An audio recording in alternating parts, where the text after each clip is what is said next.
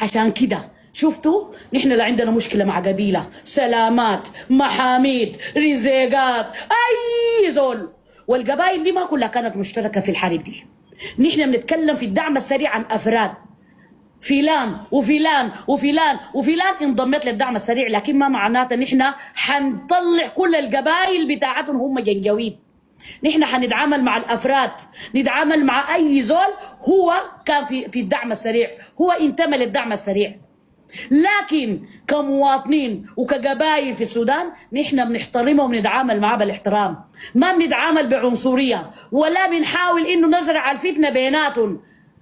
انت احسن مني وانت احسن مني وانت عشان ولدك جنجويدي انت خلاص انت ذاتك جنجويدي. لا، في ناس كثيره ما رضيانه انه اولاد يكونوا جنجويد، وفي ناس كثيره مغلوب على امره، وفي ناس زلت نفسها من اجل الماده، من اجل الماده. لكن في النهايه الناس الواعيه والعاقله عرفت انه البلد دي القضيه اللي ماشيين فيها دي قضيه فارغه، والجيش يا هو الجيش، وحباب اي زول، حباب اي زول داير يسلم لقوات الشعب المسلحه حبابه، مش خلى الجنجويد ديل ومش كسر لي الدول الثانيه الواقفه ضد بلدي.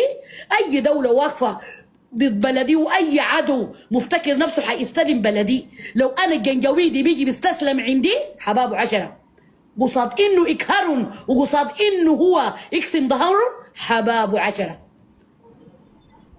والله يا زغريت له أزغرت ليه مش جاي داخل، وهو مش هو يتحدى الناس الثانيه دي الجنجويد والدول الثانيه اللي كانت متفقه على انها تضر السودان.